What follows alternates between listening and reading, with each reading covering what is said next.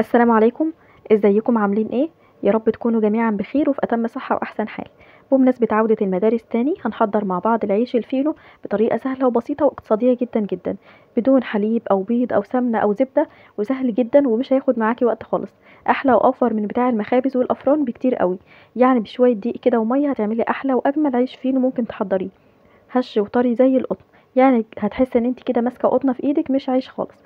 طعمه بقى في منتهى الروعه والجمال. كمان هنتكلم عن كل تفاصيل العجينه وطريقه العجن المظبوطه، وكمان هنتكلم عن التسويه المظبوطه بتاعته اللي هتخليه يطلع معاكي طري جدا من غير ما يفرش او ينشف منك في الفرن، وازاي كمان تحفظيه لفتره طويله جدا في الفريزر. كل التفاصيل دي ان شاء الله نعرفها في الفيديو. تعالوا بينا على طول نبدأ الفيديو ونشوف هنحضره مع بعض ازاي. بس اهم حاجة ما ننساش نسمي الله ونصلي على الرسول عليه افضل الصلاة والسلام. وطبعا ما تنسيش تحط لايك للفيديو لو عجبك. يلا بينا على طول نبدأ في الوصفة والتحضير. اول حاجة هنسمي الله ومعانا طبق عميق هنبدأ نضيف فيه كوباية ونص من المية الدافية. بنستخدم المية الدافية في الشتاء علشان طبعا تسرع من عملية تنشيط الخميرة والعيش يختمر بسرعة معانا. هنضيف بعد كده معلقة كبيرة من الخميرة الجافة، وزن المعلقة دي تقريبا 10 جرام. الخميرة دي انا اول مرة استخدمها، لسه مش عارفة مفعولها هيكون عامل ازاي، فانا ابدا كده ان انا اختبرها الاول. ضفت بعد كده 3 معالق كبار من السكر الحبيبات، وزن السكر 50 جرام. ببدا ادوب بقى السكر مع الخميره كده والميه الدافيه، وهسيبهم كده على جنب كده لمده 5 دقايق لحد ما اتاكد من سلامه الخميره. طبعا زي ما قلت لكم بما ان اول مره استخدم النوع اللي انا استخدمته ده من الخميره، فمش متاكده من سلامتها او جودتها، فهسيبها كده لمده 5 دقايق. اول ما احس بقى خلاص كده او اشوفها عملت فوم معايا كده الخميره بتاعتي تمام، هبتدي اشتغل على طول وازود باقي الاضافات. ولو انت متاكده من سلامه الخميره بتاعتك هتبداي تشتغلي على طول بدون ما تسيبي الخميره تتفاعل. ضفت بعد كده ربع كوبايه من الزيت، ما يعادل تقريبا 50 جرام. ما نحاولش نزود كميه الزيت اكتر من كده علشان طبعا الخميره ما تفرولش معانا وتبقى مبروله، وفي نفس الوقت كمان هتبقى تقيله ومش هشه معانا. زودت كمان كده حوالي معلقه كبيره من الخل الابيض، وفايده الخل هنا هيدينا هشاشه كده للعجينه، وكمان هيخلي الفينو من جوه لونه ابيض بعد التسويه. كمان الخل يعتبر محسن للمعجنات. بسيب بقى المكونات السائله كده بعد ما بقلبها على جنب، وهبدا احضر المكونات الجافه. معايا بعد كده كيلو من الدقيق. طبعا لو هنعايرهم بالكوبايه هتبقى 8 كوبايات بمج الشاي العادي المتوفر في كل بيت. هضيف على الدقيق معلقه ممسوحه من البيكنج باودر ونص معلقه صغيره من الملح الابيض، وبقلبهم مع بعض. طبعا الدقيق نخلته كويس جدا. الدقيق يا بنات لما بيتنخل مش بس بنشيل اي حاجه غير مرغوب فيها منه، لا كمان الدقيق لما بننخله بيدينا هشاشه حلوه جدا للمعجنات. يعني مش بس للكيكه، لا للمعجنات كمان. يبقى ننخله نخله كويسه جدا كده، وهنبدا على طول بقى نعجن. ضفت المكونات السائله وبدات ان انا اعجن، وفي الاوقات دي حضرت معايا كمان كوبايه من الميه الدافيه وهكمل بيها من العجين. طبعا مش هقول لكم دلوقتي انا استخدمت ميه قد ايه، لان دلوقتي لسه بضيف شويه بشويه، فلما ان شاء الله اخلص عجين كده هقول لكم انا استخدمت ميه قد ايه. لان طبعا زي ما احنا عارفين ان الدقيق انواع، ففي دقيق بيقبل السوائل وفي دقيق لا. فانت ما تلتزميش بمقدار الميه اللي انا هستخدمه، انت ممكن تستخدمي اقل او ممكن تستخدمي اكتر. ولكن هنا احنا زي ما قلت لكم معايا كده كوبايه من الميه، وببدا اضيفها بالتدريج. خلصت كوبايه الميه اللي انا جهزتها معايا، وجبت كمان كوبايه وهبدا ان انا اضيفها برده بالتدريج. يعني العجينه بتاعتي كانت اخدت كوبايتين ونص من الميه ولسه كمان محتاجه. جبت كوبايه وبدات اضيف بالتدريج لحد ما اخدت منها تقريبا نص كوبايه كمان. يعني اصبح مقدار الميه اللي استخدمته كله 3 كوبايات من الميه. ممكن تستخدمي انت اكتر من كده وممكن تستخدمي اقل، ده طبعا بيرجع لنوع الدقيق اللي انت تستخدميه. ودلوقتي العجينه بتاعتي بعد ما اخدت السوائل اللي هي محتاجاها لمت معايا وبقت بالشكل ده. ودلوقتي بقى نيجي لمرحله العجين المهمه جدا. جبت بعد كده كوبايه الميه اللي انا بستخدمها، وببدا بعد كده اطري العجينه بتاعتي. انا عايزه العجينه بتاعتي تكون ناعمه وطريه وملزقه بسيط جدا. وده طبعا هنعمله ازاي؟ ببدا اجيب كده كوبايه الميه اللي معايا، وببدا ابل ايدي كده بالميه وبعجن في العجينه. طبعا مش بضيف الميه كلها مره واحده، ببدا ابل ايدي كده شويه بشويه وبطري العجينه بتاعتي لحد طبعا ما العجينه تتخدم كويس. واهم حاجه بقى ان احنا نخدم العجينه دي كويس جدا. يعني لازم كده تفضلي تعجني في العجينه دي مش اقل من ربع ساعه لحد ما طبعا ما تكون عرق معاكي. شايفين لما مطيت العجينه كده وشدتها اتمطت معايا بكل سهوله، وكمان ما اتقطعتش مني، ده معناه ان هي اتخدمت كويس معايا. لو انت عندك عجان تقدري تحطي كل المكونات في العجان، وفي الحاله دي هتفضلي تعجني بس لمده 7 دقائق او 10 دقائق هتكون جاهزه معاكي. كل طبعا ما عجنتي العجين كويس هيطلع معاكي طبعا النتيجه كويسه، العجينه هتطلع مظبوطه وكمان هتطلع هشه معانا وكويسه. حضرت بعد كده بوله ودهنتها بمسحه من الزيت، وحطيت العجينه بتاعتي، وهمسح برضو العجينه من على الوش كده بمسحه زيت علشان تسرع طبعا من عمليه التخمير بتاعتها. العجينه بقى يا بنات اللي طلعت معانا في الاخر عجينه ناعمه وطريه وملزقه بسيط جدا. ده طبعا هتطلع معانا المعجنات حلوه قوي. يعني كل ما كانت العجينه طريه هتطلع معاكي المعجنات طريه وحلوه قوي وهشه بعد كده. طبعا دي كميه الميه اللي اتبقت معايا، ما استخدمتهاش زي ما قلت لكم. انا استخدمت حوالي 3 كوبايات بس من الميه، طبعا بمج الشاي اللي هو العادي المتوفر في كل بيت. ودلوقتي هبدا اسيب بقى العجينه بتاعتي دي كده لحد ما تختمر. طبعا مش بخليها تختمر تخمير كامل، لان طبعا انا عايزاها تكمل التخمير بتاعها بعد التشكيل. تمام. فبما ان احنا في الشتاء العجينه طبعا هتغيب معانا على ما تختمر، فدلوقتي بنهيئ لها المكان الدافي علشان تختمر بسرعه معانا لمده تلت ساعه كده او نص ساعه، بس ما نخليهاش تقعد اكتر من كده. بدفي فرن البوتاجاز بتاعي، ودي الطريقه اللي بستخدمها على طول في الشتاء. ولما بيدفى بطفي البوتاجاز وبدخل العجينه بتاعتي كده في الفرن لحد طبعا ما تعدي مده التخمير بتاعتها. الطريقه دي يا بنات مش هتغيب معاكم في التخمير، هتختمر بسرعه على طول. بعد كده العجينه بتاعتي كانت اختمرت زي ما قلت لكم نص تخمير بس. هبدا بعد كده اخرج الهواء من العجينه وبنزلها على الرخامه بالشكل ده، وببدا اقطعها كده لكرات صغيره. طبعا حجم الكوره اللي انت هتعمليه هيرجع لحجم الساندوتش او حجم الفينو اللي انت عايزاه. لو انت عايزه الرغيف كده حجمه حلو كده زي اللي انا عملته وشفناه مع بعض في اول فيديو، يبقى هتخلي الكوره بتاعتك وزنها 60 جرام. لو انت عايزاه اصغر شويه يبقى معاكي كده من 50 جرام ل 55 جرام. ولكن الحجم ده كان مناسب جدا، وحجم الساندوتش نفسه كان حلو قوي. لو انت عندك ميزان ابداي وزني كده كل كوره هيطلع معاكي كل الكور حجمها واحد. اما لو مش عندك ميزان فحاولي كده بنظرك بقى تخلي كل الكرات تكون كده قد بعضها، يعني تقريبا كده قد حجم البيضه بالظبط. تمام. ببدا بعد كده اشكل بقى الكرات بتاعتي بالشكل ده، ونحاول واحنا بقى بنقفل العجينه او بنشكلها كوره ندمج العجينه كويس جدا علشان نخرج منها اي فقاعات هواء، علشان طبعا ما يخمرش بسرعه وراكي وانت بتشكليه. طبعا لو ما دمجتيش العجينه كويس وانت بتشكليها هيكون كده داخلها هواء كتير، فلما تيجي بقى تشكلي العجين او على ما تخلصي كل الكرات اللي معاكي هيكون كل الكور اللي انت عملتيها اختمرت بسرعه معاكي، وده طبعا مش عايزينه. احنا عايزين العجينه تختمر مره واحده وهي متشكله في الفينو. جبت بعد كده صينيه وبطنتها كده بمسحه من الزيت علشان العجين ما يلزقش عليها، او ممكن مسحه من الدقيق. ببدا احط الكرات كده جنب بعضها وبغطيها كده بمشمع علشان طبعا الطبقه بتاعه العجينه ما تنشفش من فوق، وبسيب بقى العجين ده على جنب. نيجي بقى لطريقه تشكيل الفينو اللي مفيش اسهل منها. طبعا بنجيب الكور بتاعه العجين. ببدا باول كوره احنا شكلناها بتكون طبعا ارتاحت معانا واختمرت كويس معانا.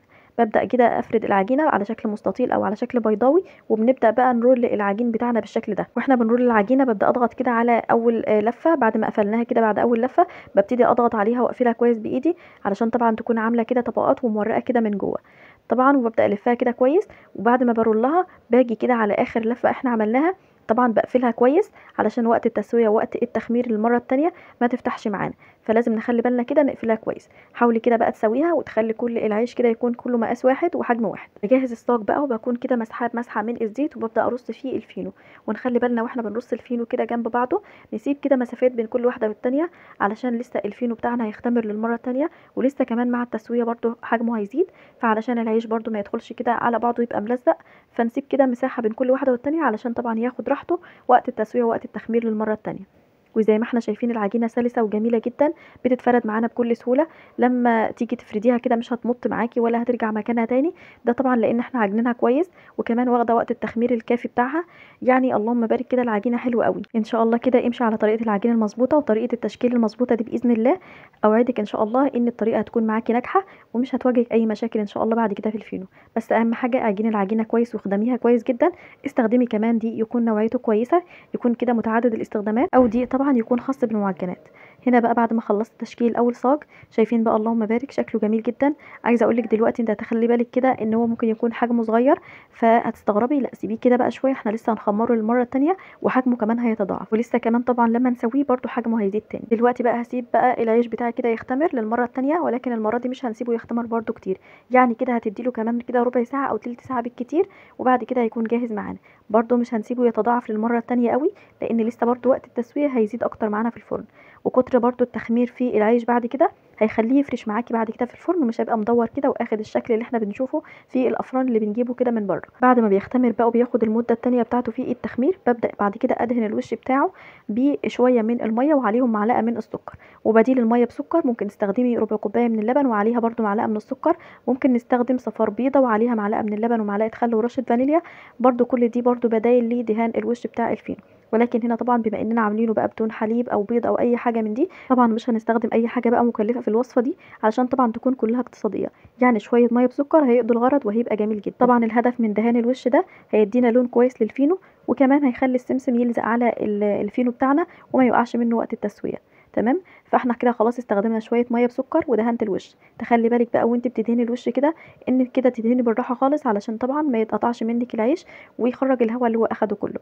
تمام. زينت الصاج الاولاني بشويه من السمسم، الصاج التاني كمان زينته كده بشويه من حبه البركه مع السمسم، وخلاص كده هو جاهز معايا. في الاثناء دي بكون شغلت الفرن بتاعي على اعلى درجه حراره، درجه حراره 200.